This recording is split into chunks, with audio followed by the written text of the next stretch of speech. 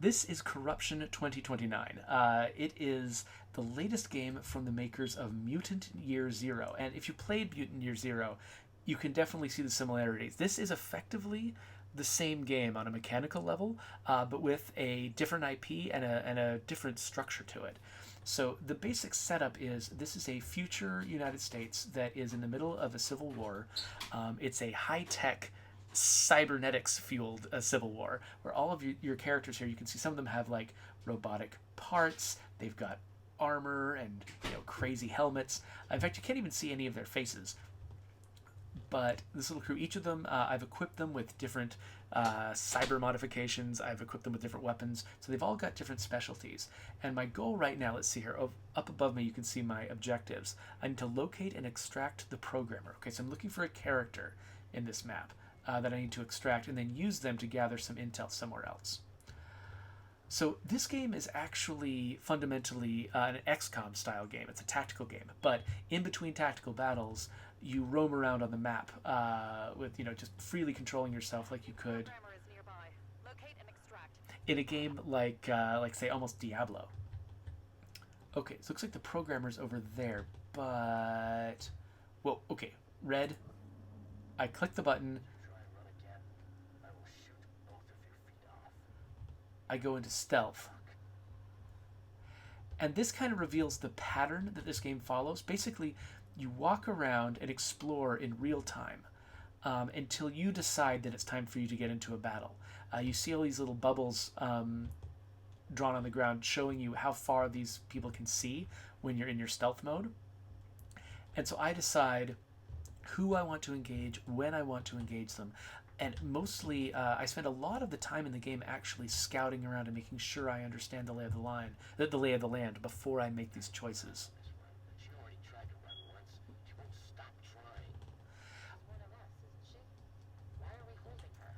Oh,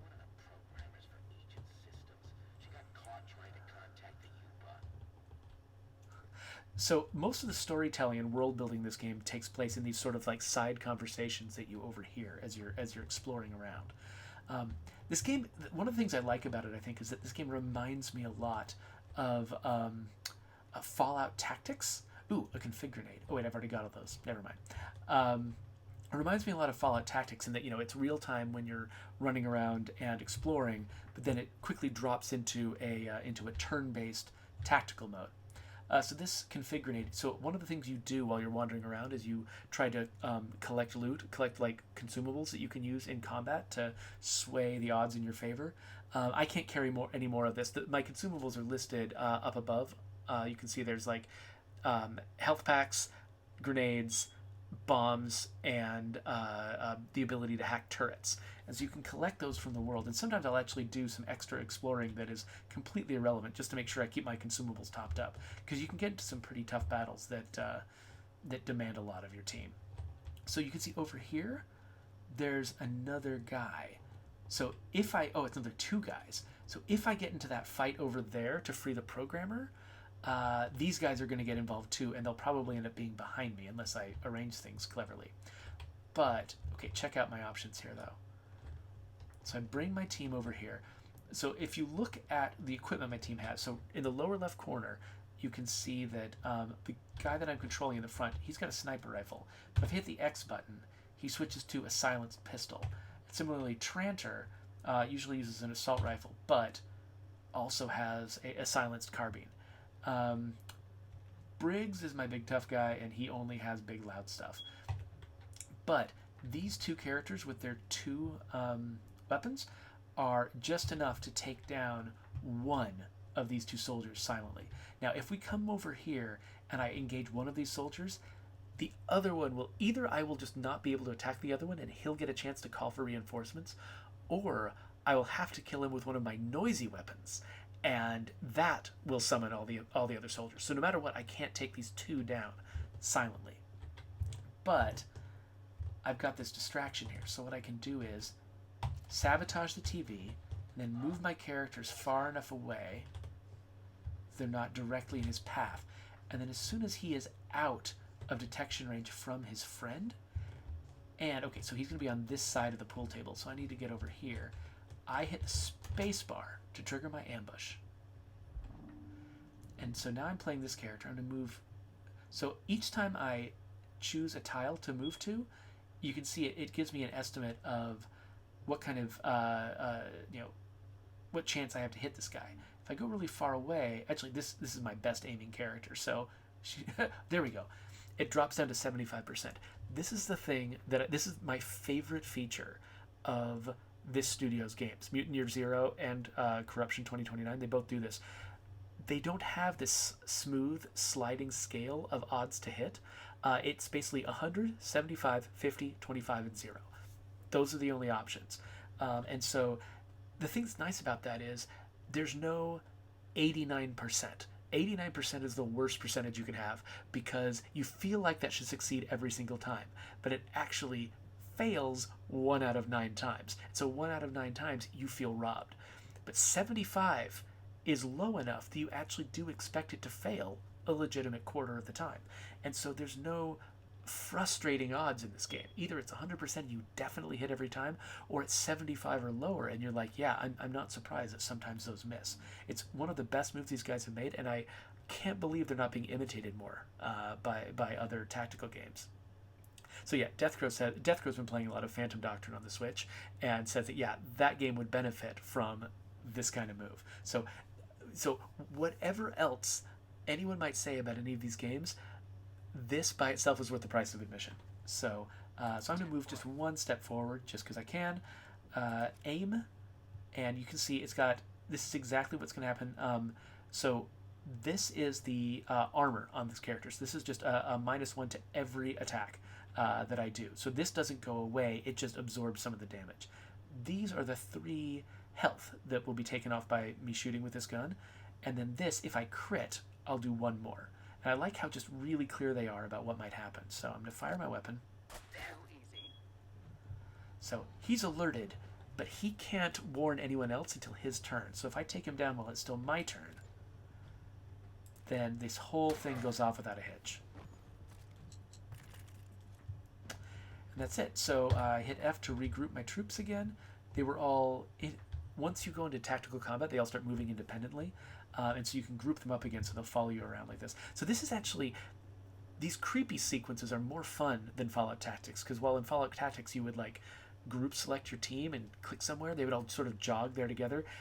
It was always kind of fast and clunky, and you would just always be walking into ambushes all the time. Here you could feel careful and calm, and you feel like your characters are moving intelligently and making good decisions. You feel like a smarter team when you're playing this game than I ever did playing Fallout Tactics. So I'm going to start with Tranter this time, but same deal. So Tranter's got a special mod that raises his crit chance. So he has a pretty good chance of taking down most of this guy's health. Not that it really makes a big difference to the outcome, because it still takes 2 shots to take him down. They deliberately made sure that these people had enough health that there was no combination of actions that allowed one person to take them down by themselves. Unless, I guess, Wolf here has got one ability I just unlocked, where Wolf can fire 3 pistol shots at once. So I might have just barely unlocked the ability to take down bigger guys in stealth by unlocking Mozambique Drill. But we'll see how that works. Alright, so let's regroup. So I know that group was there. Is there another group? Is there anyone else who's hiding out? Or is there a med kit hiding around? Because that's another thing I need, is a med kit. You can see I've only got 2 med kits of the possible 3 up above me.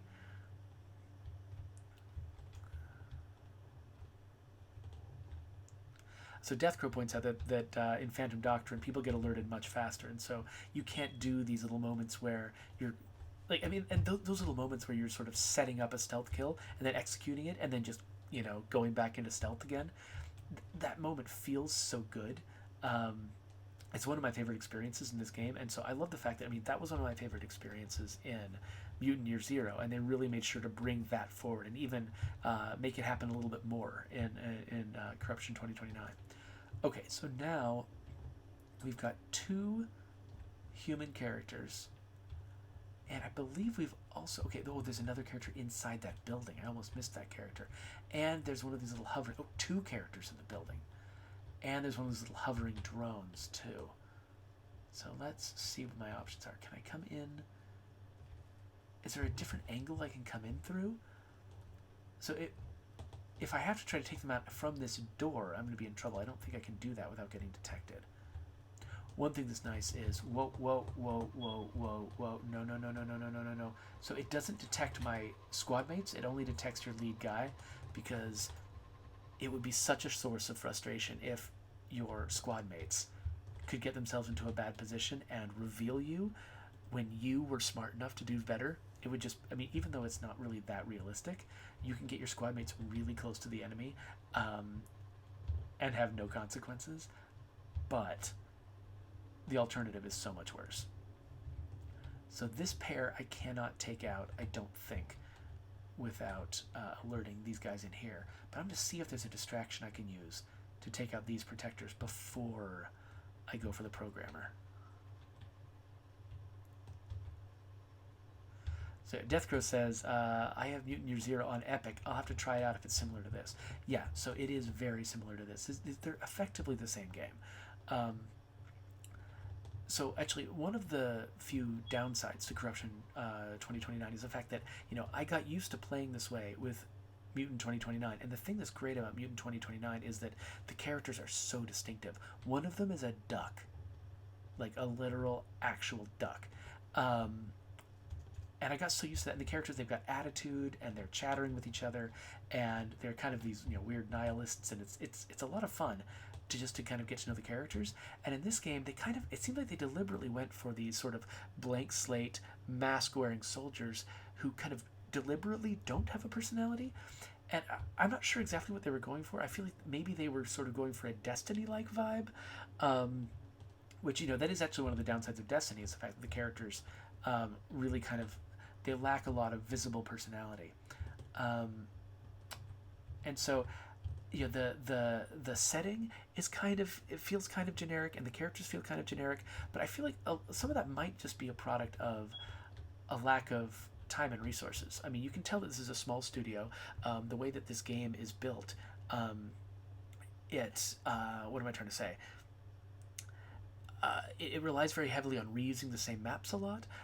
You'll have multiple missions sending you back to the same locations, the same configurations of soldiers, things like that. They're reusing a lot of content because I imagine they probably don't have a huge team to be just developing a whole ton of bespoke content for every moment of the game.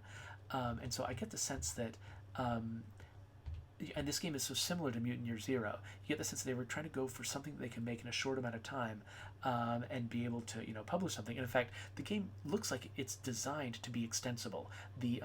Where Mutant Year Zero had a big contiguous set of maps that you would explore manually, this game, while the maps are interconnected the same way, you mostly go after your missions picking them from a top-down menu, and it's got this sort of like abstracted structure that would make it really easy for them to add more missions over time. So it feels like they made a small game that took very few resources for them to stand up and build, and then if the game's successful, they can keep expanding it over time. And so you really get that sense from the game that they went for that they needed to go for something that they could afford to do. But I think part of what we're missing because of that is, like, we don't have a lot of very bespoke voice acting from really standout characters, for instance, which is something that I really miss from Mutant Year Zero.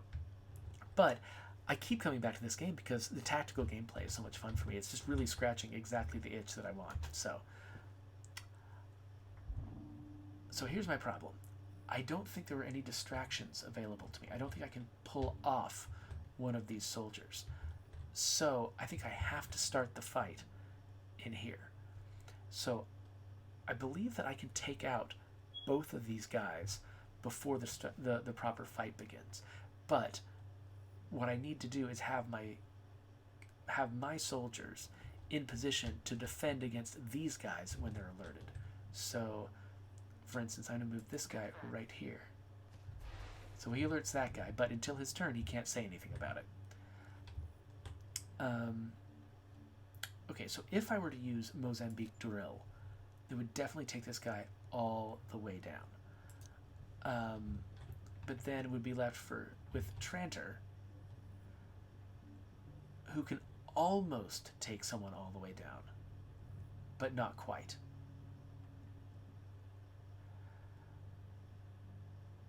So, and so what I probably have to do is actually use Briggs.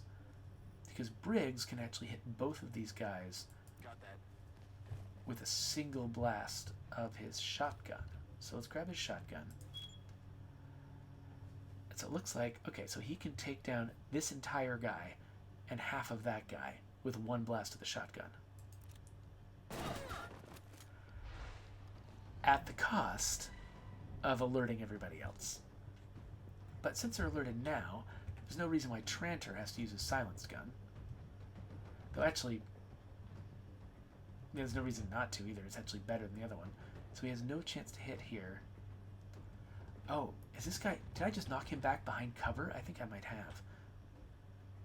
Okay, so I have to move Tranter. If Tranter's going to hit this guy, I've got to move Tranter to a position where he's vulnerable. But Tranter's got a lot of health, so maybe I'm okay with that. So let's move Tranter over here. So we're going to take him out. Now Tranter's vulnerable, so folks are going to be firing the heck at Tranter. So let's see if we can Mozambique drill one of these characters. Okay, it looks like this is the only one with a line of fire. Let's take this character completely out. Yeah, definitely want to do this. Alright, so now we're down to 2 enemies. This one just used an attack that got absorbed by my armor, so that's good. Oh, it's one of these guys. These guys spawn little minions.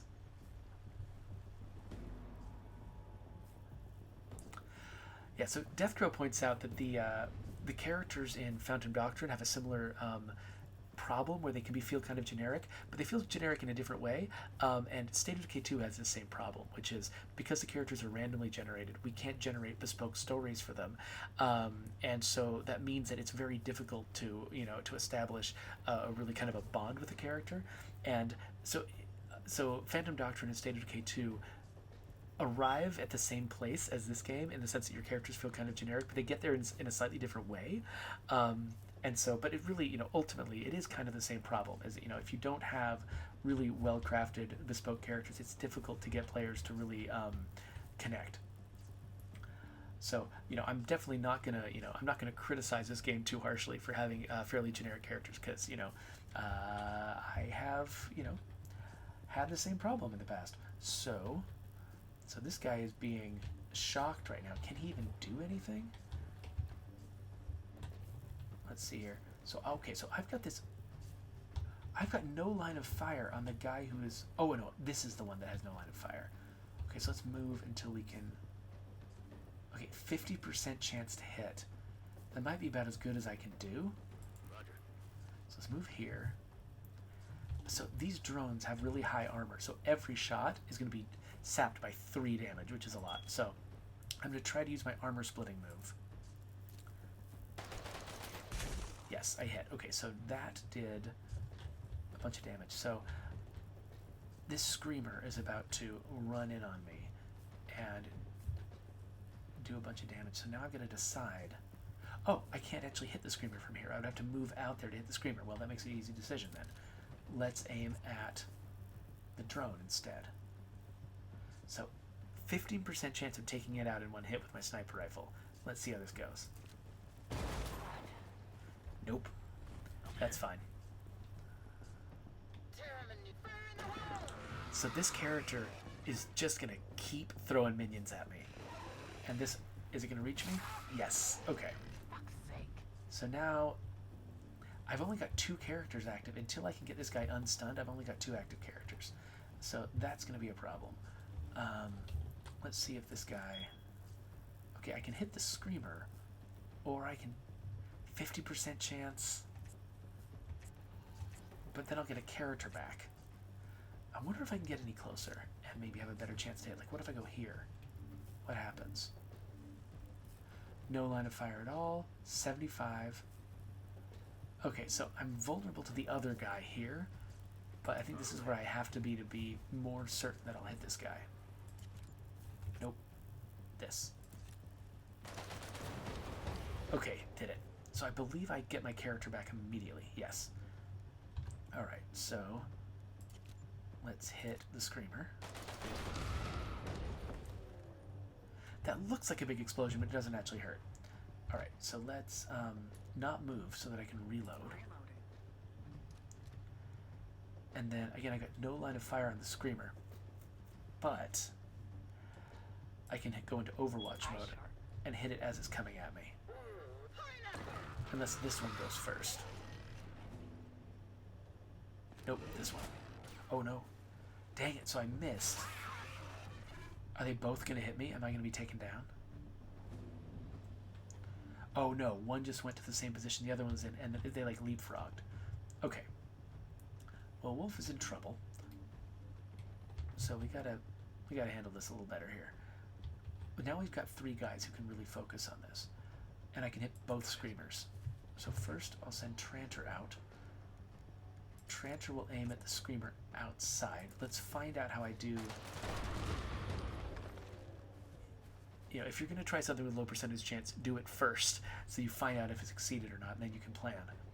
And then we'll take out the other Screamer. Okay, so now Wolf is no longer just right on the verge of getting killed.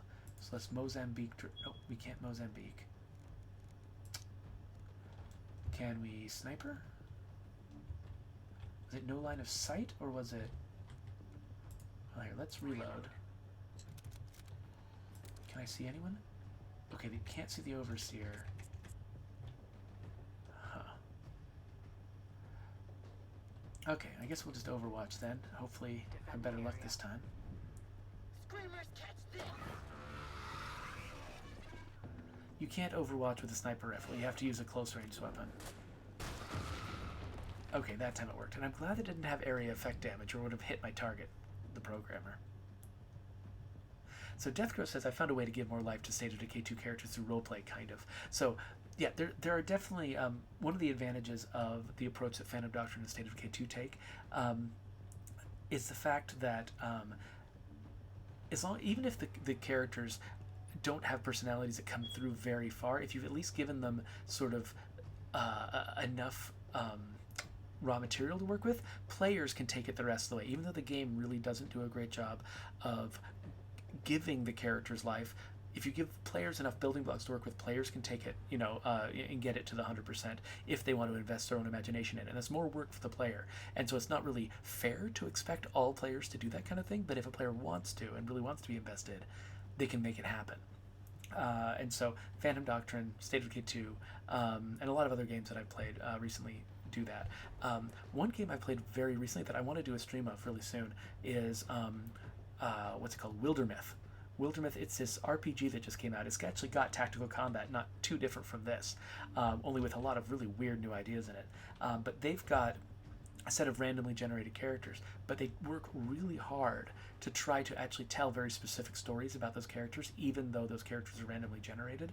And so far, it's actually really working for me.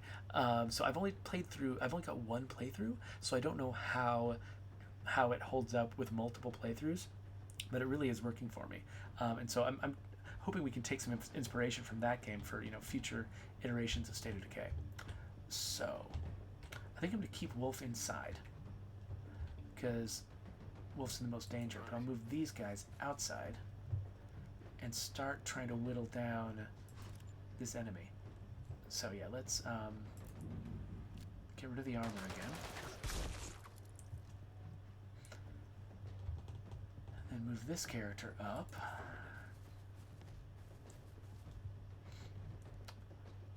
And can I hit? Oh, I can't. Sorry, I expected to be able to hit. Okay, well, let's Overwatch. And then, can I hit from here with the sniper rifle? Yes, I can. Okay, so not only does this move me more out of the way of their attacks, but there we go. Oh, so he's going to start actually... Oh, nope. I thought he was going to start actually firing at us, but all he's doing is hiding, so he can keep throwing his minions at us. Nice move.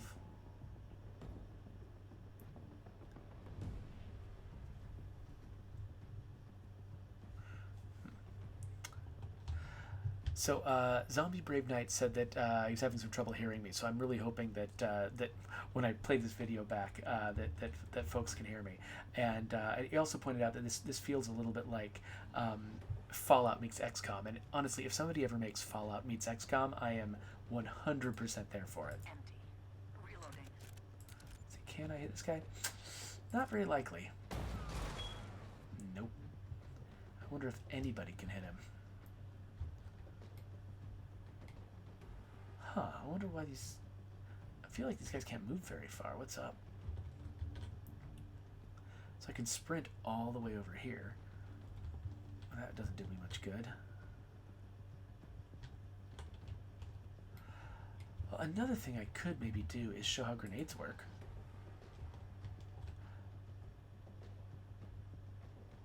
I wonder if it'll knock him out of cover. I don't remember if grenades have knockback. Let's give it a try. Nope, grenades do not have knockback.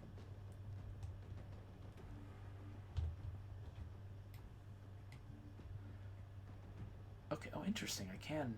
Roger. It looked like I had to sprint that far before. Maybe that was just with the... Oh, that was with the other character. Briggs has got a mod on him that increases his move, so he could make it here where the other person couldn't. So let's take him out.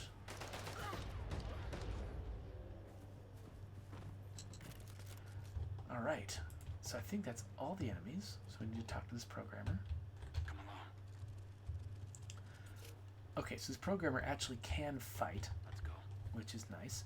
So I could actually just escort them to the extraction point, which if I look at my radar, is this direction? I think it's in the next map over. But I don't want to do that. Because you can see on my radar up above, the square for my optional objective is this direction. So I can decide if I want to go for the optional objective or not. I think that the optional objective unlocks different rewards.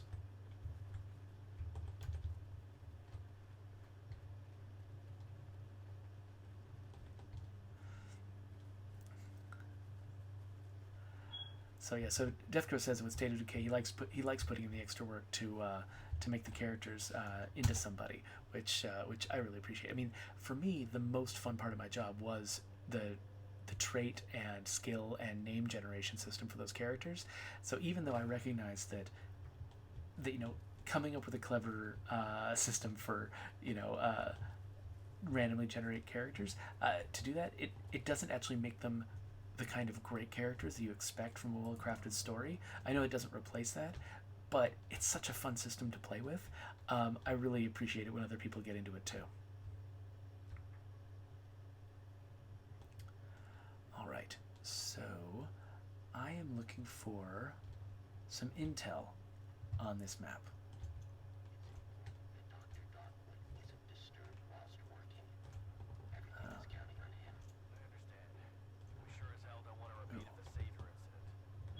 Okay, I really want to avoid setting off that group of guys.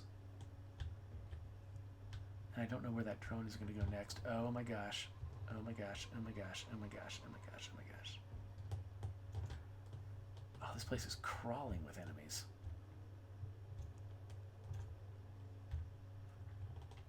So I'm really, really hoping I can find the intel in a place that I can eliminate some folks that sneak in. So here's a turret here that I can use to eliminate the... Oh gosh. Nope. Nope. Nope. Nope. Nope. Nope. Nope. Nope. Nope. Nope. Nope. Nope. Nope. Nope. Well, I am having none of this.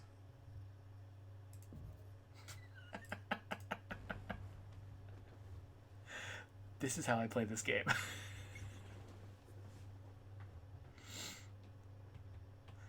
Oh, it looks like we've got both Big Crow and Death Crow on the stream today, so welcome to you both now.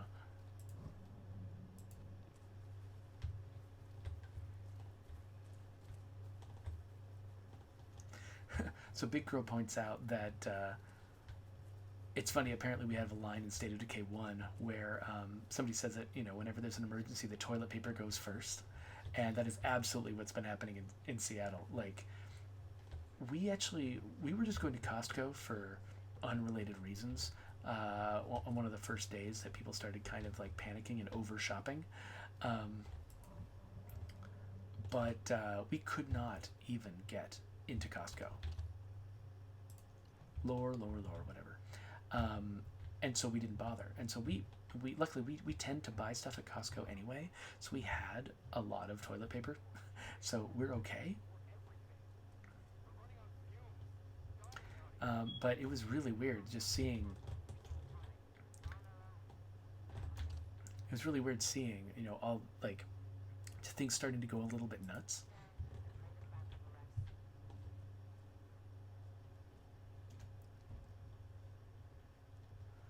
Okay, so it looks like we could take out this guy, probably, without alerting anybody else.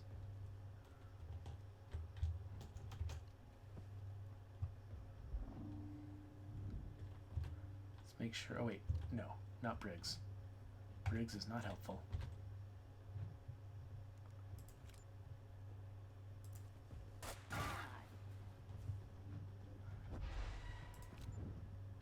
Oh, wait.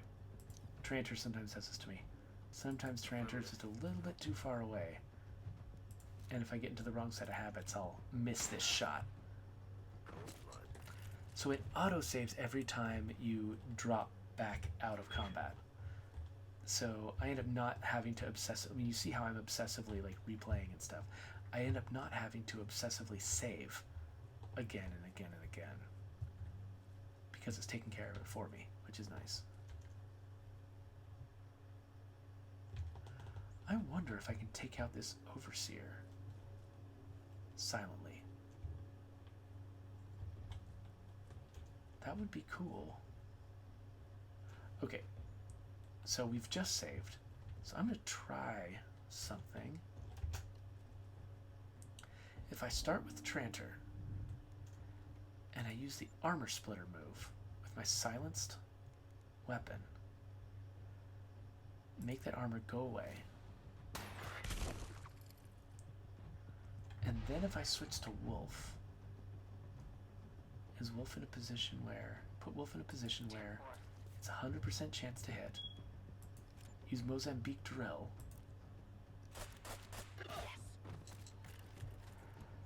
Okay, that was pretty sweet. That is the first time I've ever been able to take out one of those guys in stealth. I can replace my grenade. I've already got too many explosives. It is so satisfying to finally be able to take out one of those dudes in stealth.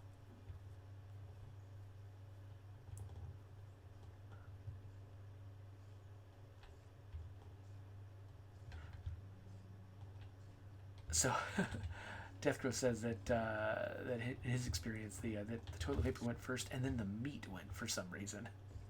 I guess everybody's just thinking of, oh wait, that guy's kind of close. He might hear us. Oh, and I can't use the Mozambique Drill again until I've killed 3 more guys, I think is how that works. So, so I can do that once, but I can't just keep doing it again and again. One thing to note about these characters, squad beta. So the squads can notify each other. Like, basically, a guy can notify his own squad when he detects me, but they can't notify the other squad. So sometimes you can split the squads up and deal with them individually, even if you can't take everyone out in stealth. But I think I am going to exit combat because I can't safely take that guy out. I might be able to safely take out this guy, though. If nobody else is too close. So if I can stealth kill 3 more people, then I'll be able to use Mozambique Drill again.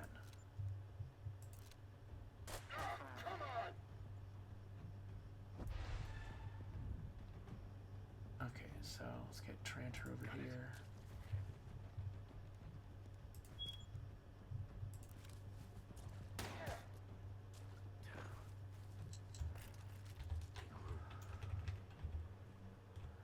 Alright, I've already got enough grenades. Oh, a turret code. I've only got 2 turret codes. And I might actually need a turret code to make this whole thing happen.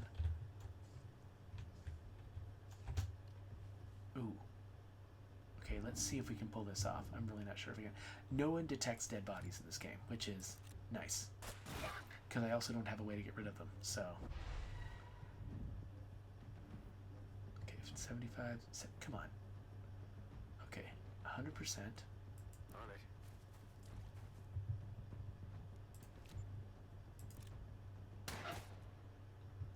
And... Yep, get away scot-free. Oh, so this guy's going... What the... Nope. Whew. Okay. Let's just quickly investigate this. A poorly crafted representation of a male bovine. Who knows what bizarre activities this is used for? Okay, so this is one of the things I don't understand about this world. They're acting like they don't know what a bull riding thing is. It's only 2029, right? It's 9 years from now. People know what a bull riding competition is. That's just crazy to me.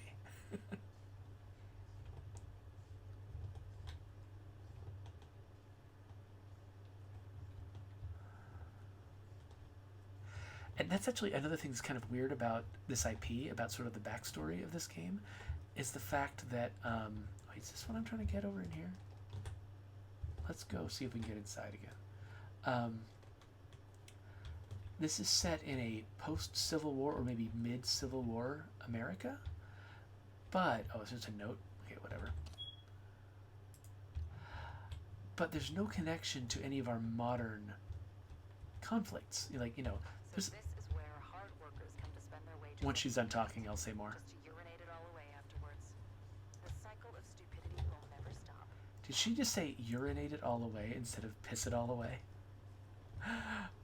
Oh, are you following me? There we go. So what am I saying? So there's a lot of people who genuinely are like, hey, we might have a real civil war in America. Like, you know, the political divides in our country are so deep and profound that people really worry about that. So the idea of telling a story about a civil war in America that doesn't have any connection to modern politics feels odd. They've got these two made-up factions that seem to have no particular ideology.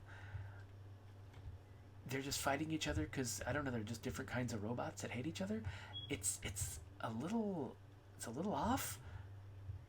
And I think, I mean, it's not like I wanted this game to get all political and wanted it to really drag in modern politics, but I'm like, if you can't make it feel like actual America, either you got to set it way further in the future and really have it be about something else, or just do something completely different, you know? Don't get so close to something that people really have a strong connection to, but then just ignore reality, you know? But I mean, I'm definitely not saying that I think they should have done, like, you know, actual modern American politics. Like, that probably would have been crazy. Oh, I could totally take this guy out. Take this guy out with one shot, probably. Slick. That was pretty slick.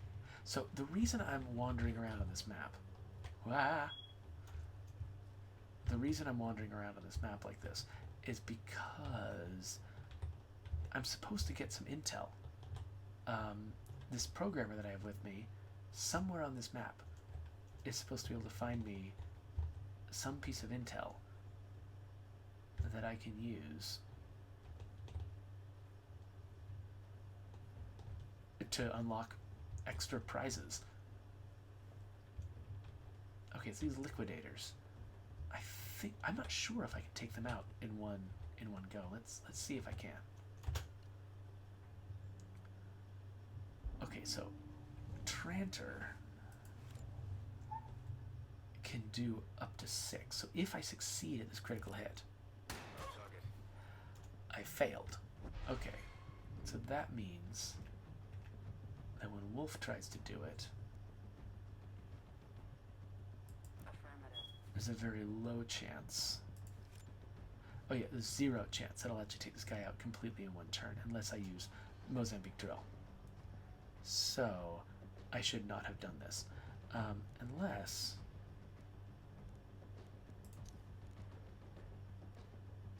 No.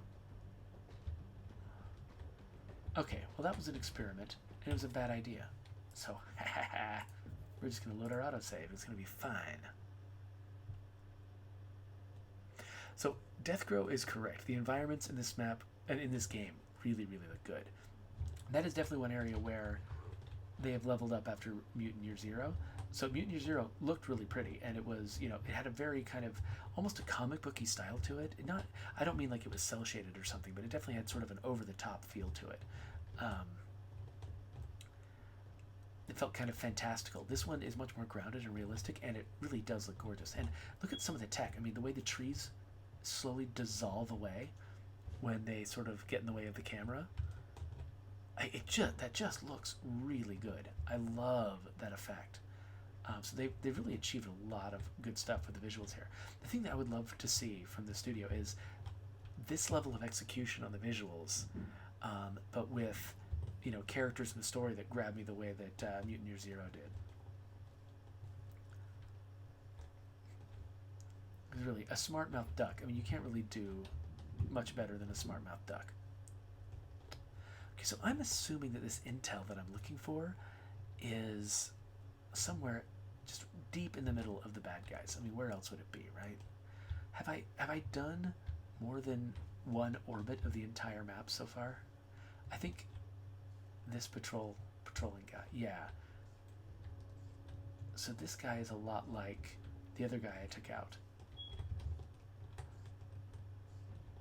And I could probably take him out in one turn now. The question is, there's still multiples of those liquidators around. And I don't know which one is most important for me to take out. There's a cluster of guys up there. I think they were the ones that I came in and found immediately, though. I am not seeing this intel that I'm supposedly getting. I don't know what to do about that.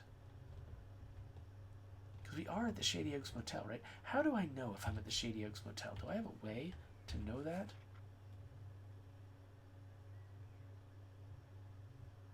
Okay, so my main objective is to get to Fort Stafford. But yeah, no, I am at the Shady Oaks Motel.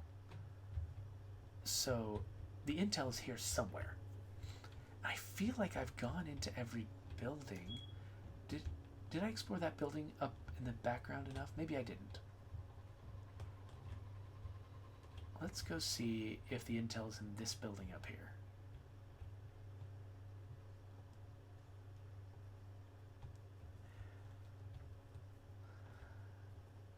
So far, I have not skipped any of the optional objectives. Oh yeah, no, I feel like, yeah, I took out some guys in here. I already looked around. I found several, like, optional notes and collectibles in here.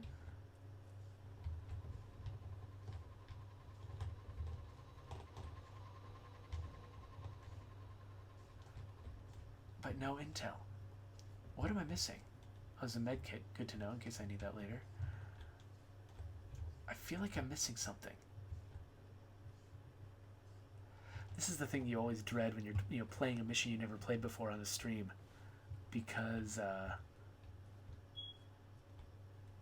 sometimes you'll spend in any game you might spend hours trying to figure out some dumb thing that turns out to be really obvious once you find it. I feel like this is going to be one of those cases where it's just going to be really, really obvious once I see where it is. But until then, it's just, let's just watch Jeffrey do the most boring thing he possibly can. What? Oh my gosh, what? Okay, let me explain what happened. It turns out I'm not at the Shady Oaks Motel. How do I know where I am? How can I is it? Okay, this map is definitely not telling me where I am, because I'm not at the Broken Wheel Bridge. Am I at the Horseshoe Lounge? I don't know. Anyway, it's telling me my primary objective and my optional objective are at the same exit. And so up on my compass at the top, it's only putting the symbol for the primary objective. So I believed, because I didn't see an optional objective on my compass, that I must be on the map with the optional objective. But that was wrong. I'm on the wrong map. The map with the optional objective is this way. So that's why I couldn't find the intel. It literally wasn't on that map. And now I'm glad I didn't get into some massive fight, because it would have been totally not worth it. Okay, so this, allegedly, is the map where I'm going to find the intel. Right? I think? I don't know.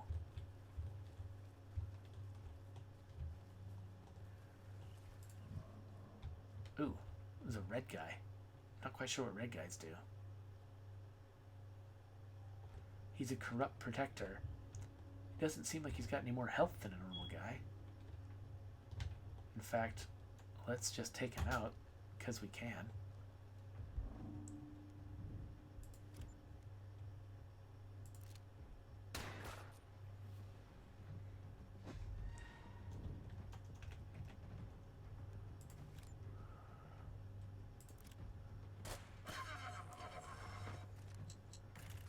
I'm pretty sure that the longer ongoing story has something to do with those corrupted guys.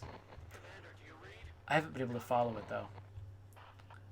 Mostly because this is the kind of game that I just sort of like to play, just to kind of keep my brain and my hands busy. I actually tend to play this game while watching TV shows. Okay, so there's a turret, which if I wanted to set it off, I could. But it doesn't seem to have any guys in front of it, so I don't know why I would.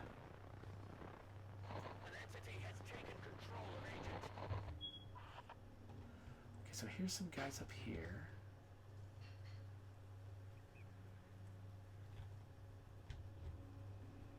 Oh gosh, lots of guys. Okay. I hope the intel's not right there.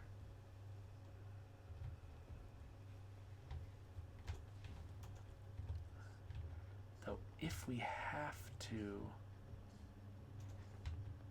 to fight everyone, we should fight them from up here.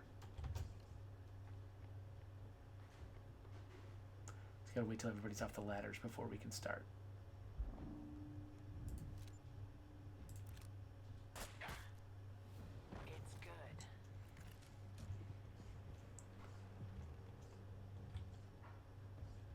Honey. Okay, where is this intel? So, if the intel's not over here, I want to completely avoid alerting any of these dudes. Have the escortee access the Aha! Intel terminal over there. Cool, cool, cool. Cool, cool, cool, cool, cool. I'm mostly saying that because I talked about how I watch TV while playing this game, and what I usually watch is Brooklyn Nine-Nine. So who is guarding this? An overseer, who I think I can take out with a Mozambique drill.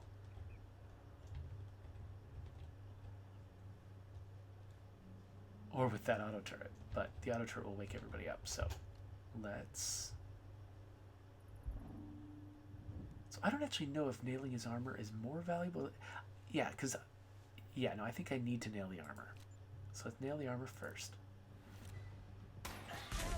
So instead of having 2 shots at the guy that do damage to health but are resisted by the armor, I get 3 shots at him with the Mozambique drill, 10-4. unarmored.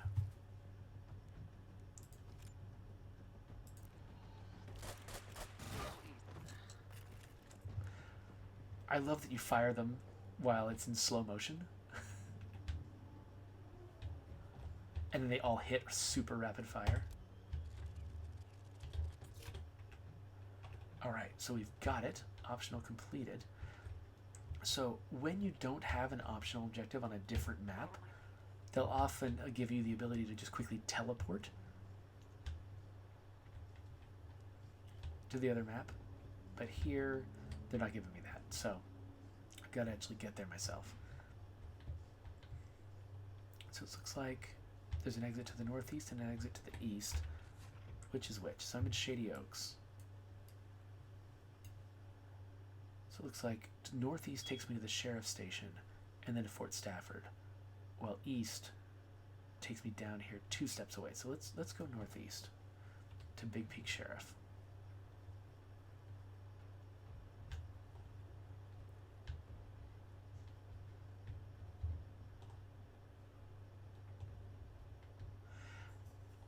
So yeah, Death Grove. There's a lot of stuff in Phantom Doctrine that I really like that I wish I saw in more tactical games. Like you're saying, the ability to sort of plan ahead, decide what assets you're going to have on the ground, decide what sort of off map support you're going to have.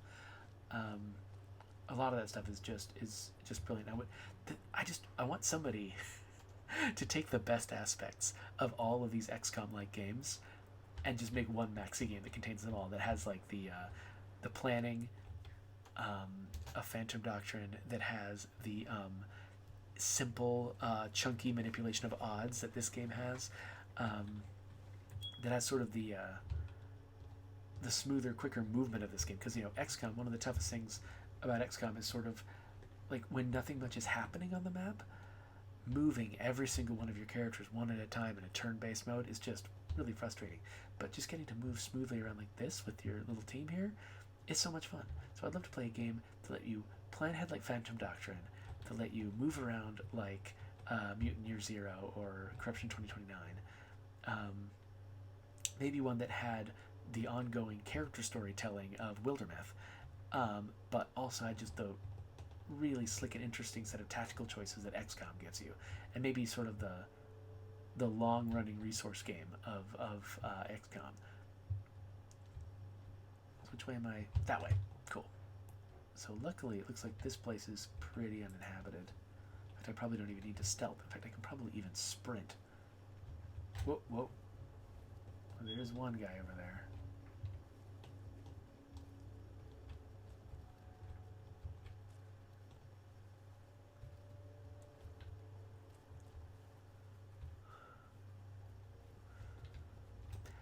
So Deathgrove says that he's had about 25 hours of Phantom Doctrine and feels like he hasn't even touched, he just scratched the surface of what you can do in that game. And I believe it. I think I've got less hours in it, and I felt like I was barely. Way too hot. Clear all enemy units before extracting.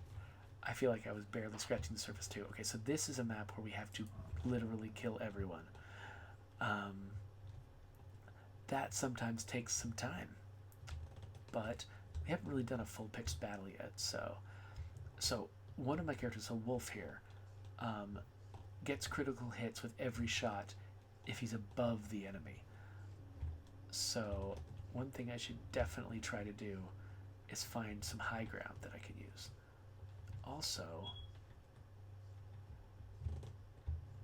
let's see here. So if we're gonna have to definitely kill everyone, it doesn't matter who I kill first, really. It does matter a little bit, but not that much. So, I can't use my armor killing thing yet. Okay, so let's not do this. Let's take out somebody else first and then come back for this elite liquidator.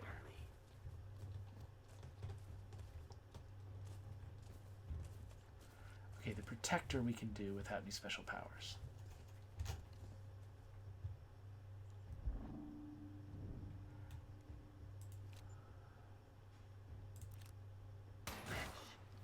I always double check to make sure that I've actually got the right weapon equipped, because I've made that mistake before.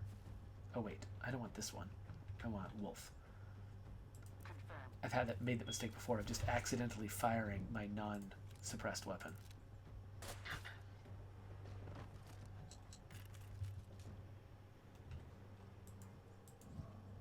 Follow my lead. So Deathcrow says that he often plays. Oh wait a minute.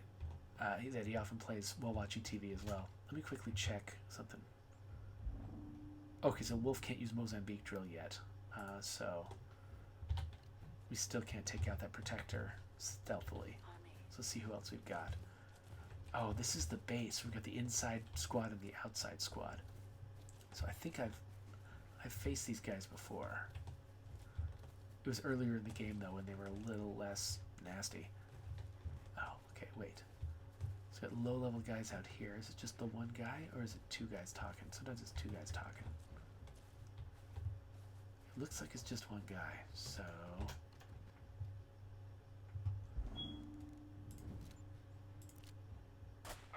That's an easy decision. It's good. Regroup. Okay, so if we do have to fight a bunch of these guys at once, we'll want to be up in that upper story. A little outpost tower thing. because I'm just getting constant critical hits with my sniper.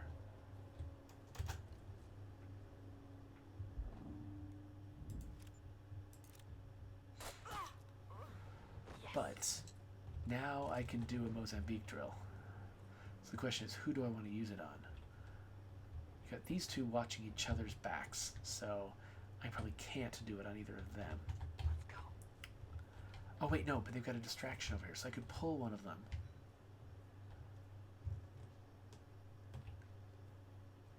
Yeah. Ooh, if I could pull him and then get upstairs.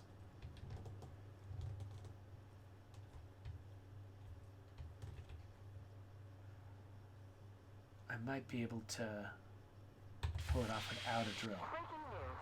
In talks between President Ford and the Mexican President Edward Fernandez, a trade agreement has been approved. Both men agree that for the greater good, trade links should be maintained between our two countries. So notice that when we're upstairs, his view radius turns into a dotted line. That's how. That's actually like you could see. That, I meant to comment on this on that earlier level where I was getting lost. There was a drone that was going overhead in a building that had holes in the ceiling, which meant that when it went over a hole, its radius turned red and bright, and then when it went over ceiling, it turned into a dotted line, which was really fun. Oh, McCoy just joined us. And, oh, Dingus Chief has been here. I didn't even catch you talking there, Dingus Chief. Hope you're still here. Hi, good to see you. And McCoy just joined us. Thanks, everybody, for being here. I'm so bad at reading my chat. Okay, so crit 75 because he's hidden. So hopefully this works. Yes, it works. So that means I'll switch to Wolf. And because Wolf is above, Wolf is also guaranteed a critical hit. Didn't even need it, though. Okay, so that guy's out. So now I think we've only got a couple of guys down there. We just got this elite liquidator and the guy in the back corner. So I'm actually kind of inclined not to waste my Mozambique drill here, and because I'm going to probably need it in there. So I think I'll just start combat from up here where I've got a massive advantage.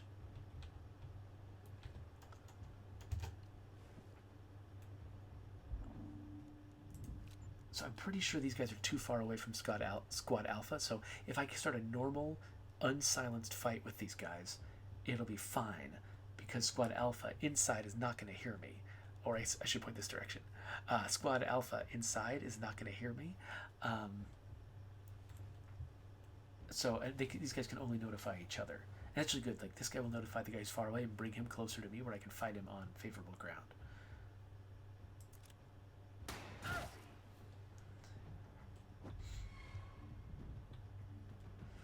Alright. So yeah, I'm pretty sure that firing my suppressed gun is not going to be super useful. So I'm just not going to bother with it. Got a critical hit. Let's see what her pistol can do. Can she get a critical hit on this guy? Nope, she won't. Alright, that's fine. Let's just fire this then. Oh, wow. Because he was so far from everyone, I still didn't alert the other guy. Oh, that's hilarious. Okay, so can I snipe that guy from here? Nope, I'm hitting the ambush button. It's not doing anything. Alright, I guess we gotta take this guy close up. Well, there's enough of us, it'll probably go fine. But I don't want to use Mozambique drill because I might need that inside the compound.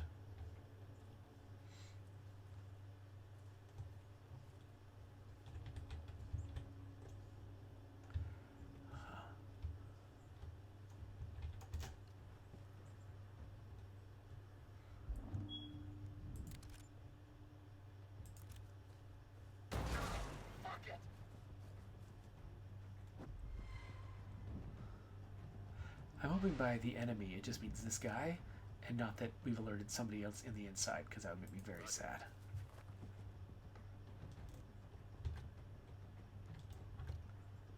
Yeah, this is better. Confirmed.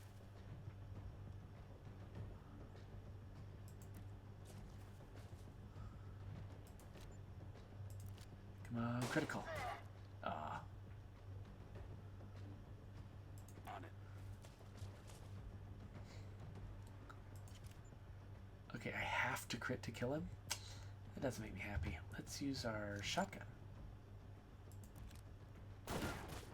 There we go. Oh, okay. We got enemies over here. They did hear me. So all of Squad Alpha is aware of me now. But there's no way through this wall. So they have to come out the front gate. So if I can run everybody over to the outpost building, I can get a height advantage on them as they approach. The question is, can we make that before they catch? It's going to be tedious to wait for them, though. Do I want to do that? I don't know. How long have I been streaming? It's been an hour. Huh. You know what I might do? Not make you watch me do that. That's what I might do. So, I'm going to save my game.